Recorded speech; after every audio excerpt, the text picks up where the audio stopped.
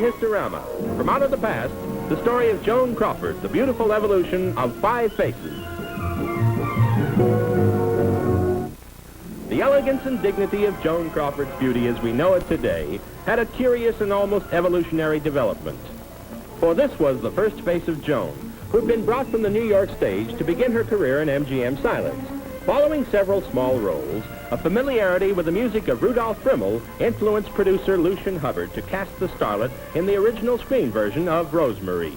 Joan gained the confidence of the entire cast and crew, as the newcomer from Broadway displayed an eagerness and ruggedness second to none.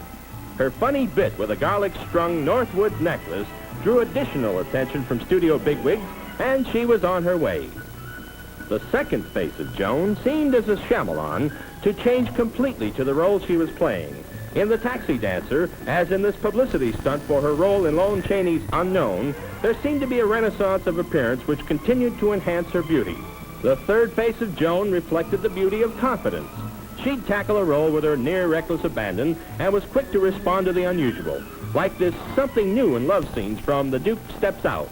Max Factor, the great makeup master himself, had a hand in adding the final touches to the fourth face of Joan. Firm lips and piercing eyes, combined with the preceding elements of this beauty evolution, affixed the familiar features of the popular Miss Crawford, whose tremendous talent exploded in The Untamed with Robert Montgomery. In Laughing Sinners, the bombastic beauty was uncontrollable, even in the capable hands of the Salvation Army's Clark Gable. In 1932, Walter Houston, as the minister, fell victim to the rebellious, seditious Crawford as Sadie Thompson in United Artists' Reign. Joan loved the scope of the role that led her from rampant to repentant. Comic relief found the Crawford welcome mat waiting as the Three Stooges entered Joan's film life, adding a light touch to The Dancing Lady with co-star Clark Gable. This picture was reminiscent of Joan's early days as a hoofer on Broadway and brought about one of moviedom's biggest faux pas. For in it was a little-known dancer named Fred Astaire, whom the studio said would never amount to much. He was handed his release the day the picture was completed. The role of Sadie McKee with Edward Arnold introduced her to Franchot Tone, who played the role of the disapproving young man. There were many more to follow for the Crawford Tone team, and 2 years later, the screen's most famous couple became Mr. and Mrs. Franchot Tone in real life, a marriage that was not destined to last. Though the Hollywood matrimonial seas are often rough, cameras and careers must go on.